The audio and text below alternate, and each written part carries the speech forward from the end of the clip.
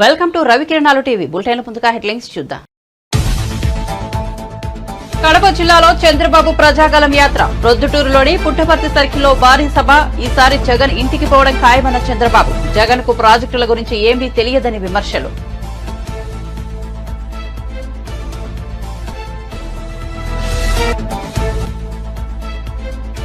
గుత్తిలోకి ప్రవేశించిన మేమంతా సిద్దం బస్సు యాత్ర. 2024 ఎన్నికల్లో విజయం సాధించడమే లక్ష్యంగా పావులు కదుపుతోన్న వైసీపీ.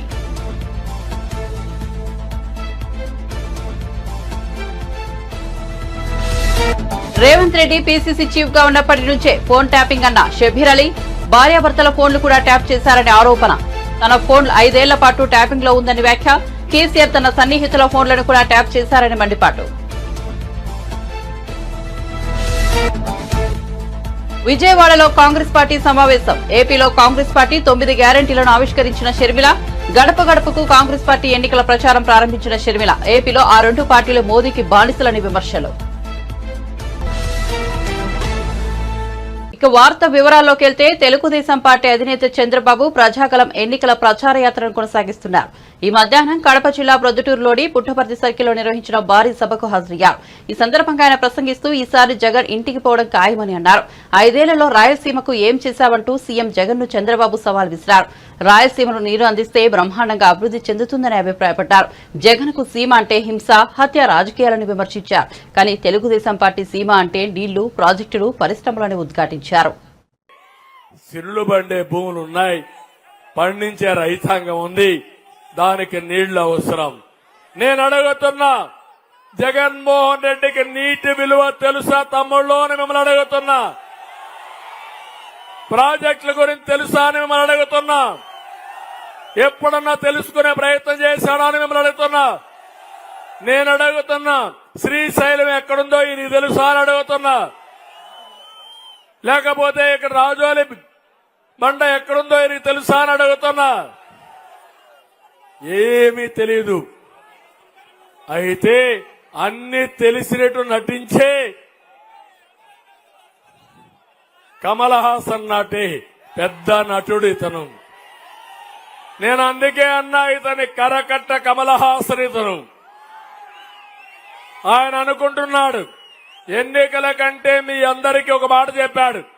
మా నాన్న చనిపోయాడు, తండ్రి లేని బిడ్డని, మా చిన్నాన్న ఉన్నాడు, ఆయన కూడా చంపేశారు, నాకు సహాయం చేయమని తల మీద చేయి పెట్టాడు. బుగ్గలు నిమిరాడు, ముద్దులు పెట్టాడు. మీరు ఐస్ అయిపోయారు. ఏదో చేసేస్తాడని ఊహాగానాలకు వెళ్లిపోయారు. మంచి సమయాన్ని పోగొట్టుకున్నాం. ఇప్పుడు మీకు వాస్తవాలు వచ్చే పరిస్థితి వచ్చింది. సీమలో 52 సీట్లలో 49 సీట్లు గెలిపించారు. ఎప్పుడైనా ఒక్క రోజైనా సరే ఈ ప్రజలు నా మీద ఇంత నమ్మకం పెట్టుకున్నారు, వీళ్ల పరిస్థితి ఏంటి, ఎంతమందికి ఉద్యోగాలు ఇచ్చాను, ఎన్ని ఎకరాలకు నీళ్లు ఇచ్చాను, ఏ రోడ్డు వేశాను, ఏ మంచి చేశానని ఒక్కరోజు ఆలోచించాడా తమ్ముళ్ళు అని మిమ్మల్ని అడుగుతున్నా. ఎంతో పైన ఏం ఆలోచించాడు? అవినాష్ రెడ్డిని ఎట్ట కాపాడుకోవాలి, అది కూడా వస్తానని చెప్తాను. అలాంటి దుర్మార్గమైన పనులు చేసే పరిస్థితికి వచ్చాడు. రాయలసీమలో 12,000 కోట్ల రూపాయలు సాగునీటి ప్రాజెక్టులు ఖర్చు పెట్టిన పార్టీ తెలుగుదేశం పార్టీ. 5 ఏళ్లలో వైఎస్ఆర్ కాంగ్రెస్ పార్టీ పెట్టింది 2,000 కోట్లు.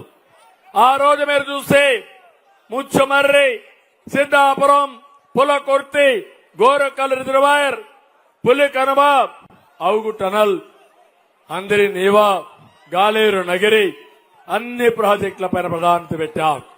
నేను ఎన్నోసార్లు కడపకు వచ్చాను. ప్రతి ఎకరాకు నీళ్లు ఇవ్వాలని ఆలోచించాను. కడప మీరు చూస్తే గండెకోట పూర్తి చేసి ల్యాండ్ ఎక్విజిషన్ చేసి నీళ్లు పెట్టి పులివెందలకు నీళ్లు ఇచ్చిన పార్టీ తెలుగుదేశం పార్టీ. కనీసం 5% పూర్తి చేసి అందరినీవా నుంచి కుప్పానికి నీళ్లు ఇవ్వలేని అసమర్థుడు, దుర్మార్గుడు జగన్మోహన్ రెడ్డి. అందుకే నేను మిమ్మల్ని ఒకటే కోరుతున్నా, వాళ్ళ పేపర్ ఉంది, సాక్షి పేపరు. దానికి వేల కోట్ల రూపాయల అడ్వర్టైజ్మెంట్లు ఇచ్చారు. ఆయన గుమస్తాన్లు పెట్టుకున్నాడు అడ్వైజర్స్ గా. వాళ్ళ కోసం వేల కోట్ల రూపాయలు ఖర్చు పెట్టాడు.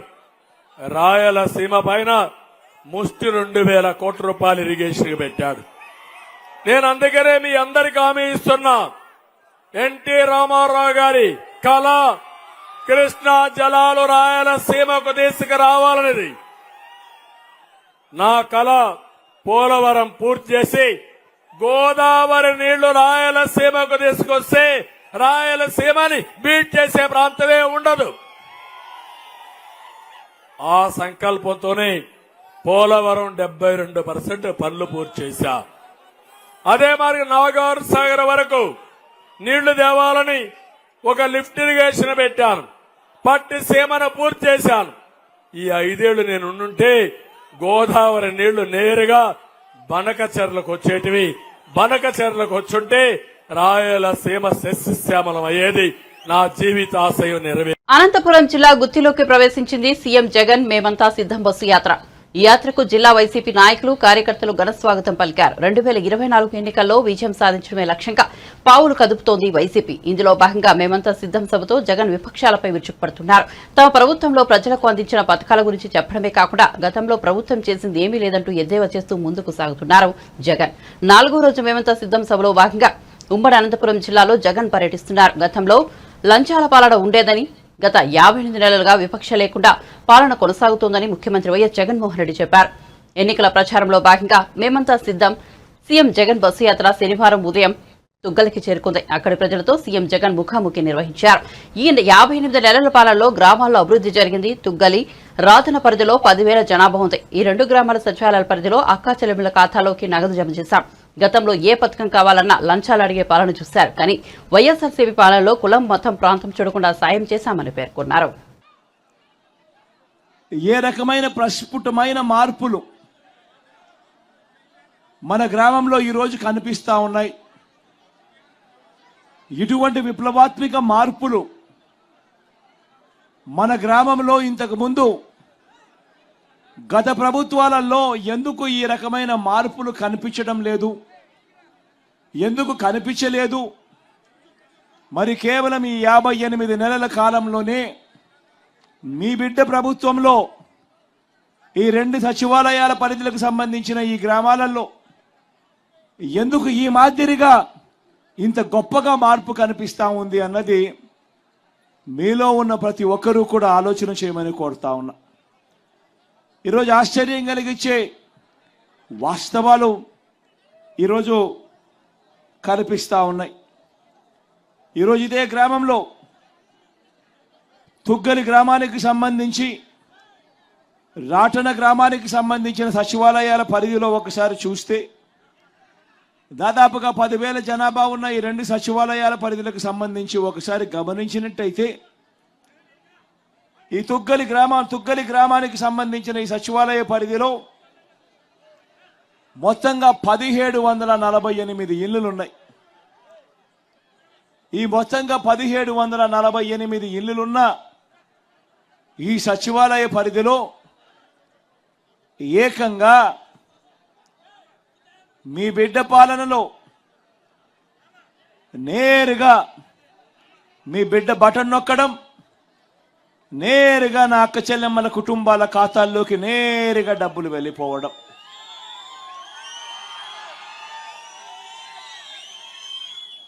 ఎక్కడా కూడా లంచాలు అడిగే వాళ్ళు లేరు. ఎక్కడా కూడా వివక్షకు చోటు లేకుండా, కులం చూడకుండా, మతం చూడకుండా, ప్రాంతం చూడకుండా, రాజకీయ పార్టీ ఏది అని కూడా చూడకుండా, చివరకు మనకు ఓటు వేసి, మనకు గత ఎన్నికల్లో ఓటు వేయని వారైనా కూడా పర్వాలేదు, వాళ్ళకైనా కూడా అర్హత ఉంటే వాళ్ళు కూడా ఖచ్చితంగా దొరకాలి, ఖచ్చితంగా జరగాలి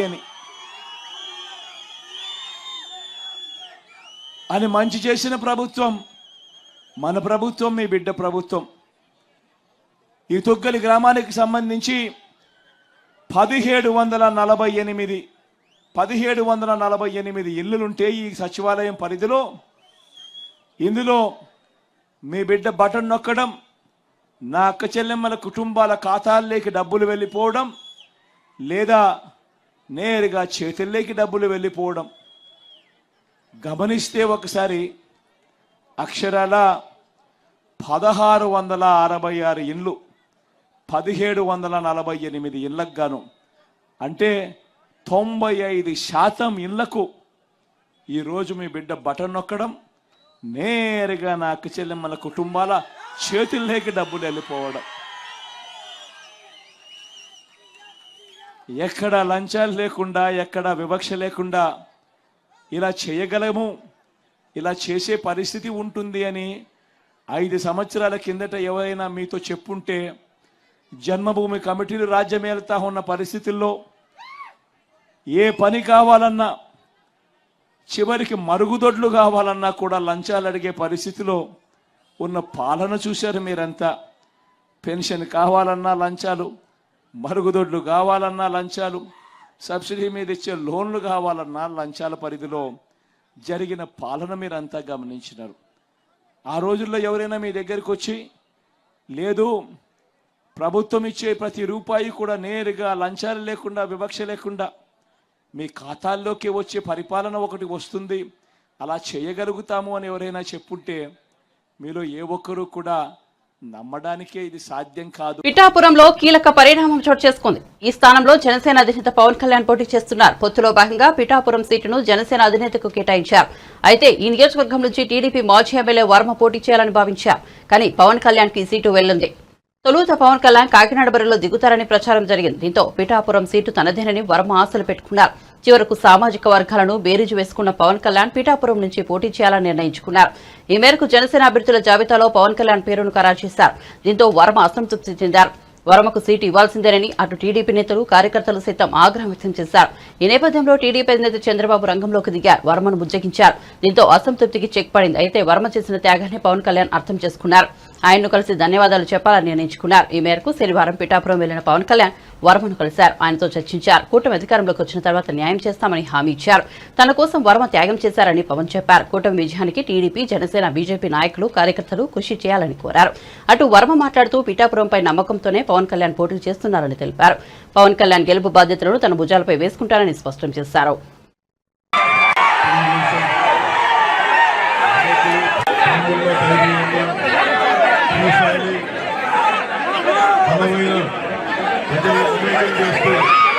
శ్రీ వర్మ గారికి మనస్ఫూర్తిగా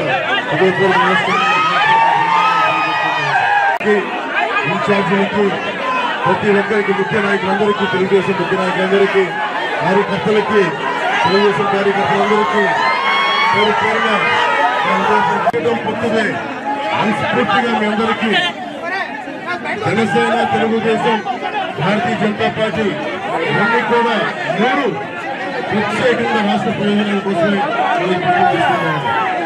అలాగే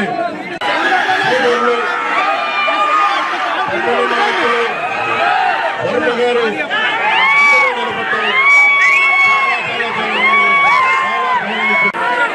నా విజయం కోసం నేను ఉన్నానని చెప్పి ఆఫీస్కి చెప్పినందుకు వారికి ఈ రోజున ప్రత్యేకమైన నా కృతజ్ఞతలు, నమస్కారాలు తెలియజేయడానికి వర్మ గారు ఉన్నట్టే ఉంటాం. వర్మ గారి నాయకత్వాన్ని మరే బలోపేతం చేస్తాం. వారు రాష్ట్ర స్థాయిలో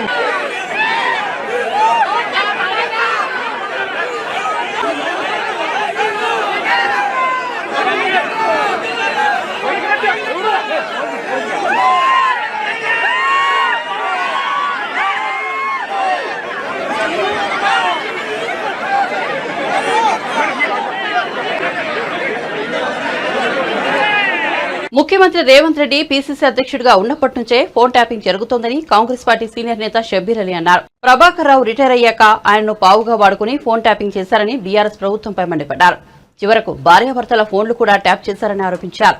తన ఫోన్ 5 ఏళ్ల పాటు ట్యాపింగ్ లో ఉందన్నారు. చివరకు కేసీఆర్ తన సన్నిహితుల ఫోన్లను కూడా ట్యాప్ చేశారని ధ్వజమెత్తారు. ఫోన్ ట్యాపింగ్ వ్యవహారంతో కేసీఆర్ దుర్మార్గం బయటపడిందన్నారు.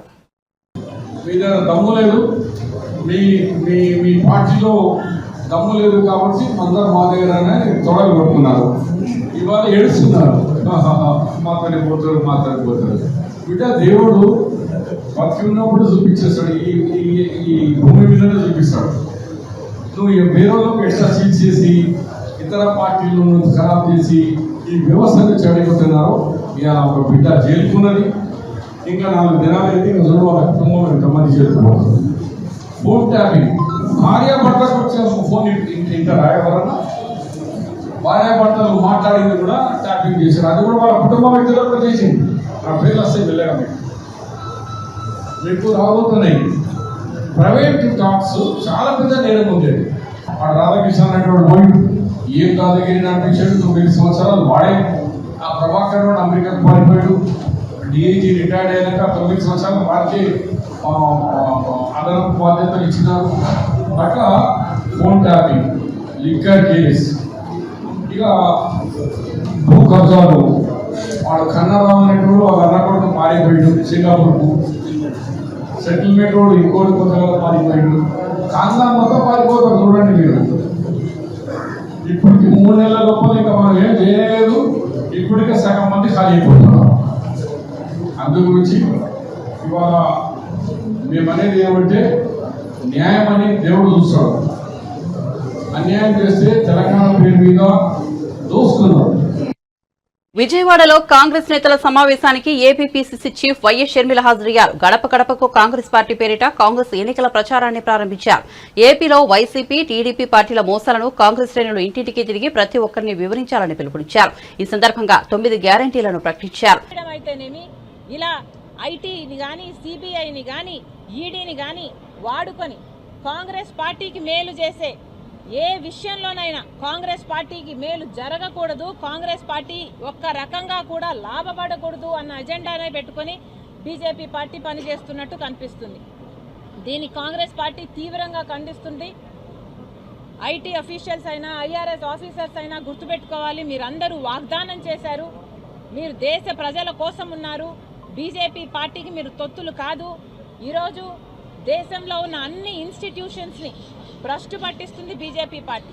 ఒక సిబిఐ అయినా, ఒక ఈడీ అయినా, ఒక ఐటీ అయినా, ఇలాంటి ఏవి తీసుకున్నా కూడా బీజేపీ పార్టీ చేతుల్లో కీలు బొమ్మలుగా మారారు. ఇది తగదు, ఇది ప్రజాస్వామ్యానికి తగదు. మళ్ళొక్కసారి చెప్తున్నాం, కాంగ్రెస్ పార్టీ బలమంతా ప్రజల నుంచి వస్తుంది. ఈరోజు ప్రజలలో కాంగ్రెస్ పార్టీ అంటే ఒక ఆశ, ఈరోజు ప్రజలలో కాంగ్రెస్ పార్టీ అంటే ఒక నమ్మకం. దాంట్లో నుంచే పుడుతుంది కాంగ్రెస్ పార్టీ బలం. మళ్ళీ చెప్తున్నాం బీజేపీ పార్టీకి, మీరు కాంగ్రెస్ పార్టీని బెదిరించలేరు. కాంగ్రెస్ పార్టీ అధికారంలోకి రావడం ఖాయం, బీజేపీ పార్టీ ఓడిపోవడం ఖాయం. ఇండియా బ్లాక్ అధికారంలోకి వస్తుంది కాబట్టే బీజేపీకి ఇంత భయం పుట్టుకుంది. లేకపోతే ఆఖరికి చంద్రబాబు గారితో ఎందుకు పొత్తు పెట్టుకుంటారు బీజేపీ పార్టీ? బీజేపీ పార్టీ సమాధానం చెప్పాలి, చంద్రబాబు గారు కూడా సమాధానం చెప్పాలి. చంద్రబాబు గారు అసలు మన రాష్ట్రానికి ఒక్క మేలు కూడా బీజేపీ పార్టీ చేయకపోయినా ఎందుకు పొత్తు పెట్టుకున్నారో రాష్ట్ర ప్రజలకు ఇంకా చెప్పనే లేదు చంద్రబాబు గారు. మనకు ఒక్క రకంగా స్పెషల్ స్టేటస్ అయినా ఇవ్వలేదు, పోలవరం అయినా ఇవ్వలేదు, రాజధాని ఘట్టనివ్వలేదు. ఏది చేయకపోయినా బీజేపీ పార్టీతో ఎందుకు పొత్తు పెట్టుకున్నట్టు చంద్రబాబు గారు. అదే రకంగా జగన్మోహన్ రెడ్డి గారు ఒక్క మేలు కూడా బీజేపీ పార్టీ మనకు చేయకపోయినా వాళ్ళ రాజ్యసభ వాళ్ళ మనుషులకు మీరు రాజ్యసభ మెంబర్లు ఎందుకు ఇస్తున్నారు? అదానికి, అంబానీకి మీరు ఎందుకు పనిచేస్తున్నారు? మీ టీడీడీ మెంబర్షిప్లు అయితేనేమి ఇలాంటివన్నీ బీజేపీ వాళ్ళకి ఎందుకు ఇస్తున్నారు? ప్రతి బిల్లుకు ఎందుకు సహాయపడుతున్నారు? ఇలా బీజేపీ తొత్తులుగా ఎందుకు మారారు వైసీపీ, టీడీపీ పార్టీలు? ప్రజలకు సమాధానం చెప్పాల్సిన అవసరం ఉంది. మళ్ళీ హెచ్చరిస్తున్నాం, బీజేపీ పార్టీ ఈరోజు అవమానించింది కాంగ్రెస్ పార్టీని కాదు, ఈరోజు బీజేపీ అవమానించింది దేశ ప్రజలను, ప్రజాస్వామ్యాన్ని, మన భారతదేశ రాజ్యాంగాన్ని. Thank you. Madam, do you think that tool for discriminating Congress party? Yes, that is what we think. BJP is using not only the IT department but even the ED, even the CBI and every institution in the country is being used by the BJP party only to tarnish Congress party, only to curtail the strength and the growth of Congress party.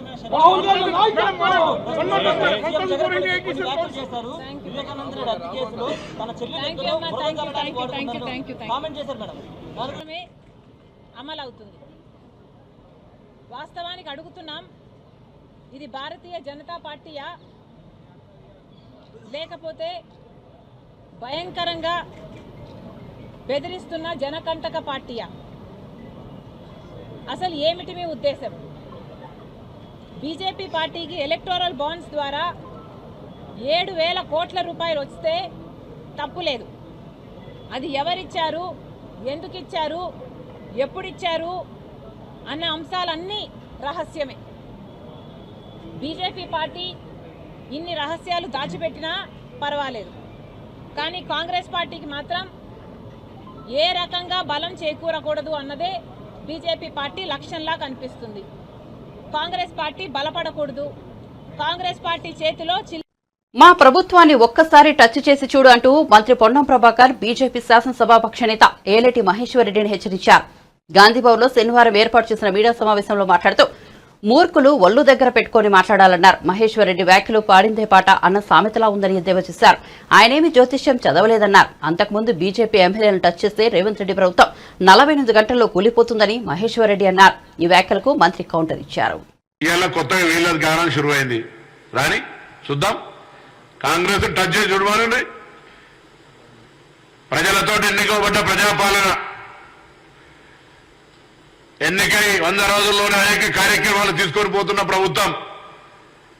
చేతనైతే ప్రజల దగ్గరకు 10 సంవత్సరాల్లో మేము ఏం చేసిన, కేంద్రం నుంచి విభజన హామీలు అమలు చేసినామా? తెలంగాణ ఏర్పాటు మీద ప్రధానమంత్రి స్వయంగా తెలంగాణ ఏర్పాటు పట్ల అవహేళనగా మాట్లాడితే అది తప్పు అని చెప్పగలిగే ధైర్యం, మగతనం ఉందా? అవన్నీ లేకుండా ఊరికేనే కాంగ్రెస్ పార్టీకి సంబంధించిన అంశం మీద మాట్లాడితే అది వాళ్ళకి తెలుసు.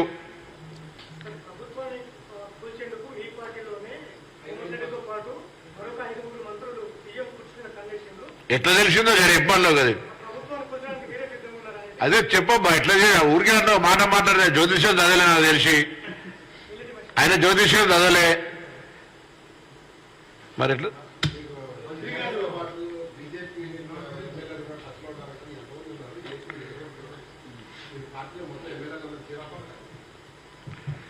మళ్ళొక్కసారి సందర్భంగా నేను గౌరవ కేటీఆర్ని కోరుతా ఉన్నా, బలహీన వర్గాలకు సంబంధించి ఏదైనా మాట్లాడే ముందు మీ దగ్గర ఉన్నటువంటి పార్టీ పదవులల్లో బలహీన వర్గాలకు న్యాయం చేసి వేరే పార్టీ గురించి మాట్లాడమని హితవు చెప్తాను. అందరూ నమస్కారం.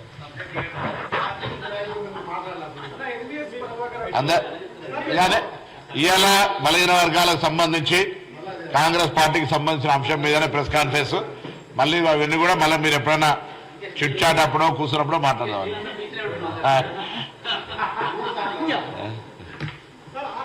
దానం నాగేందర్పై స్పీకర్ చర్యలు తీసుకోకుంటే ఆయన భారతదేశ చరిత్రలో నిలిచిపోతారని బీఆర్ఎస్ హుజూరాబాద్ ఎమ్మెల్యే పాడి కౌశిక్ రెడ్డి అన్నారు.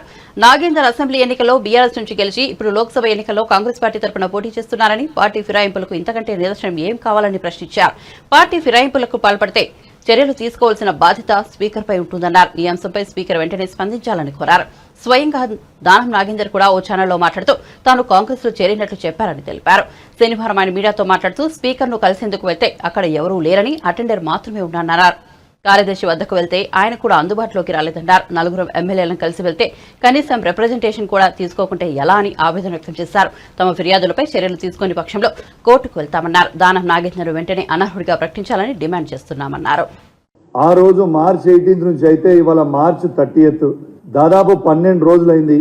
ఏ మాత్రము రెస్పాన్స్ లేకపోతే ఇవాళ సెకండ్ అఫిడవిట్ ఇద్దామని మరొక్కసారి ఇద్దాము స్పీకర్ గారికి అని స్పీకర్ ఆఫీస్ కి పోతే, ఇవాళ అసెంబ్లీలో స్పీకర్ ఆఫీస్ పోతే ఆడ ఎవ్వరు కూడా లేకపోవడం, ఆ ఆఫీస్ లో కేవలం ఒక అటెండర్ మాత్రమే ఉంటే అక్కడి నుంచి సెక్రటరీ దగ్గరికి పోయినాం.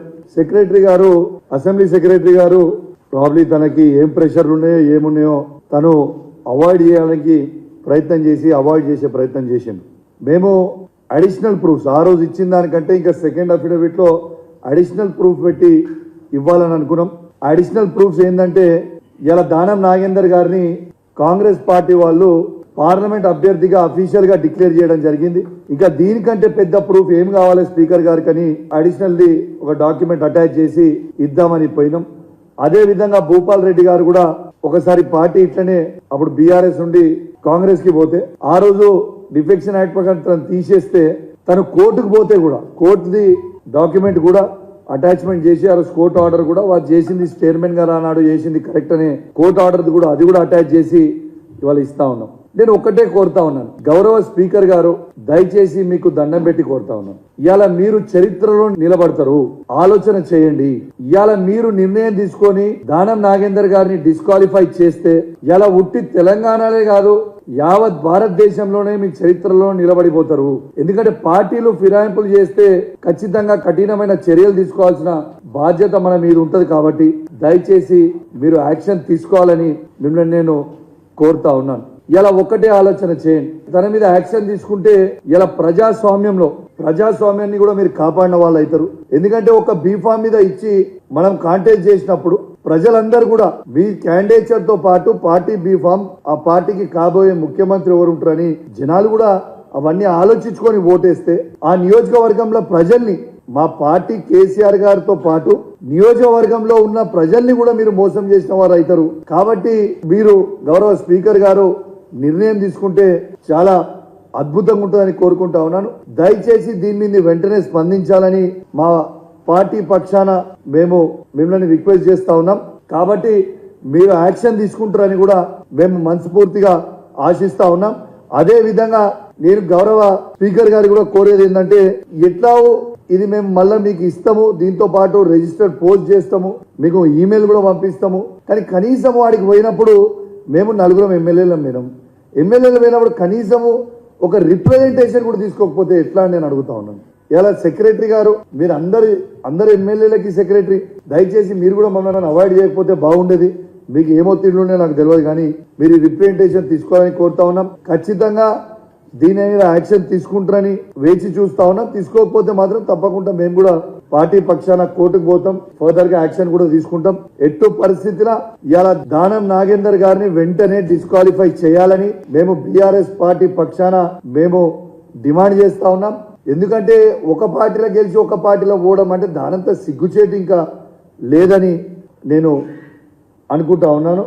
కోనసీమ జిల్లా ముమ్మిడివరంలో జనసేనకు భారీ షాక్ తగిలింది. కీలక నేతలంతా ఆ పార్టీకి గుడ్ బై చెప్పారు. సీఎం జగన్ సమక్షంలో వైసీపీలో చేరారు. జనసేనలో కీలకంగా పనిచేసిన పిథాని బాలకృష్ణతో పాటు డీసీఎంఎస్ మాజీ చైర్మన్ సానబోయిన మల్లికార్జున సహా పలువురు జనసేన నేతలు వైఎస్సార్ కాంగ్రెస్ పార్టీ తీర్థం పుచ్చుకున్నారు. అనంతరం జిల్లాలో మేమంతా సిద్ధం బస్సు యాత్రలో ఉన్న సీఎం జగన్ ను కలిసి ఆ పార్టీ కండువా కప్పుకున్నారు. వైఎస్ జగన్ చేపట్టిన సంక్షేమ పథకాలు ఆయన ఆశయాలు తమకు నచ్చాయని, అందుకే వైఎస్సార్ కాంగ్రెస్ లో పార్టీలో చేరుతున్నామని పిథాని బాలకృష్ణ తెలిపారు. పిఠాపురంలో జనసేన కోసం తాము ఎనలేని కృషి చేశామని, ఆయన పవన్ కళ్యాణ్ సరైన ప్రాధాన్యత ఇవ్వలేదని ఆరోపించారు. ముమ్మిడివరంలో వైసీపీ గెలుపునకు కృషి చేస్తామని పితాని బాలకృష్ణ పేర్కొన్నారు. బులెటిన్ ముగించే ముందు హెడ్లైన్స్ మరోసారి చూద్దాం. కడప జిల్లాలో చంద్రబాబు ప్రజాగలం యాత్ర, ప్రొద్దుటూరులోని పుట్టపర్తి సర్కిల్లో భారీ సభ. ఈసారి జగన్ ఇంటికి పోవడం ఖాయమన్న చంద్రబాబు. జగన్ కు ప్రాజెక్టుల గురించి ఏమీ తెలియదని విమర్శలు.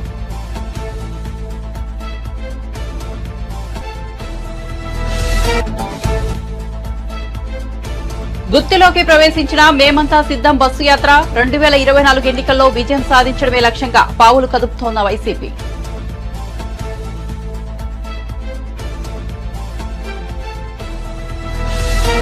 రేవంత్ రెడ్డి పీసీసీ చీఫ్ గా ఉన్నప్పటి నుంచే ఫోన్ ట్యాపింగ్ అన్న షబీర్ అలీ. భార్యాభర్తల ఫోన్లు కూడా ట్యాప్ చేశారనే ఆరోపణ. తన ఫోన్ 5 ఏళ్ల పాటు ట్యాపింగ్ లో ఉందని వ్యాఖ్య. కేసీఆర్ తన సన్నిహితుల ఫోన్లను కూడా ట్యాప్ చేశారని మండిపాటు. విజయవాడలో కాంగ్రెస్ పార్టీ సమావేశం. ఏపీలో కాంగ్రెస్ పార్టీ 9 గ్యారంటీలను ఆవిష్కరించిన షర్మిల. గడప గడపకు కాంగ్రెస్ పార్టీ ఎన్నికల ప్రచారం ప్రారంభించిన షర్మిల. ఏపీలో ఆ 2 పార్టీలు మోదీకి బానిసలని విమర్శలు. మరిన్ని అప్డేట్స్ కోసం చూస్తూనే ఉండండి రవికిరణాలు టీవీ.